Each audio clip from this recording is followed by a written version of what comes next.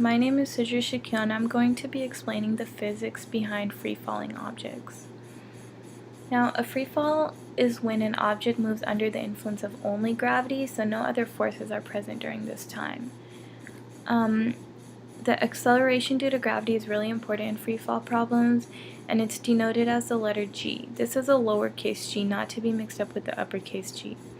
G is different depending on what planet you're on. So the G on Earth is a totally different value than the G would be on Jupiter, or let's say a moon. On Earth, G equals 9.8 meters per second squared. And since acceleration is a vector quantity, which means that it has both a magnitude and a direction, the acceleration for free-falling objects is always negative because the vector is pointing downwards. We have to remember that g is not gravity. Gravity is a force and acceleration is not. G by definition is always positive. However, when talking about free-falling acceleration, this value always has a negative sign, which shows the direction in which the force of gravity acts, because gravity, of course, pulls downward on all objects on Earth. Also, we have to remember that mass is not a factor when dealing with free fall problems. However, values that are important include initial and final velocities, initial and final heights, and time. And these can be solved using kinematics equations.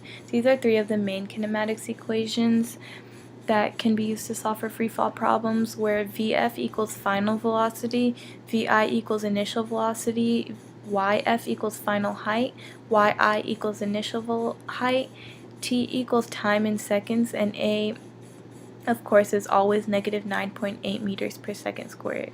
As you can see, mass is not mentioned in any of these equations. I put together 4 steps which help in solving for free fall problems. The first one is to draw a picture of the situation that's going on in the problem. This helps put everything together and makes it easier to see the problem. Number 2 is to write down all the variables, including the known and the unknown values. Step 3 is to figure out what value the problem is asking for. And step 4 is to use the kinematics equations mentioned previously to solve the problem, depending on which unknowns and which knowns you need. So there are 3 types of free fall problems. The first one is when an object is dropped, the second one is when an object is thrown downwards, and the third one is when an object is thrown upwards. For the thrown downwards and thrown upwards, the initial velocity is not 0. So there is some type of speed at which the object first moves. In the dropped type of free fall problem, there is no initial velocity. This is an example in which a house and a dollar bill are thrown, or they're not thrown, but they're dropped down. The initial height for both is 100 meters. The initial velocity is 0 meters per second because, again, this is just dropped. And the final height is 0 because this is when it lands and touches the ground. The AY, which is also negative g, is again always going to be negative 9.8 meters per second squared.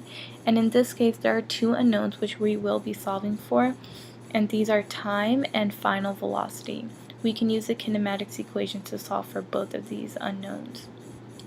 First, when we solve for time, we use the kinematics equation Yf equals Yi plus Vit plus half At squared. So once you plug in all the values, you get t to equal 4.5 seconds. Now we can use this time in order to solve for the final velocity. In this case, we use the kinematics equations Vf equals Vi plus At. When you plug in these values, you get final velocity to equal negative 44.3 meters per second.